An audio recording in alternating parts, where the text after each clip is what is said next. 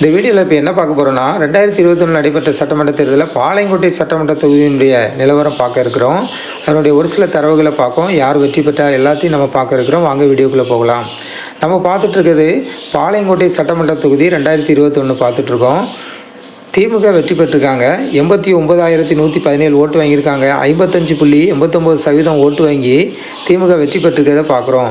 ரெண்டாவது இடத்துல யாருன்னா அதிமுக 36,976 ஓட்டு வாங்கியிருக்காங்க. 23.19% ஓட்டு வாங்கி ரெண்டாவது இடத்துல இருக்காங்க. மூன்றாவது இடத்துல எஸ்டிபிஐ என்ற கட்சி போட்டியிட்டு மூன்றாவது இடத்துல இருக்காங்க. 12,241 ஓட்டு வாங்கியிருக்காங்க. 7.68% ஓட்டு வாங்கி மூன்றாவது இடத்துல இருக்காங்க. நான்காவது நாம் தமிழர் கட்சி 11,668 ஓட்டு வாங்கியிருக்காங்க. 7.32% ஓட்டு வாங்கி நான்காவது இடத்துல இருக்கிறத பார்க்குறோம்.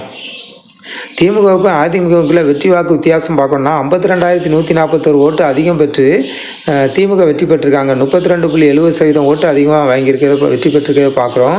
மொத்தம் இந்த தொகுதியில் 2021 பாளையங்கோட்டை சட்டமன்ற தொகுதியில் பதிவான வாக்குகள் பார்க்கணும்னா 1,59,444 ஓட்டு பதிவாகிருக்கு.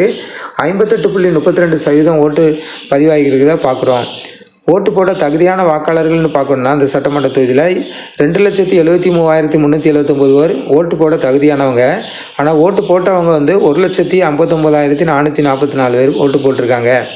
2021 நடைபெற்ற சட்டமன்ற தேர்தலில் பார்க்கணுன்னா திமுக வெற்றி பெற்றிருக்கிறத பார்க்குறோம் இந்த சட்டமன்ற தொகுதியில்.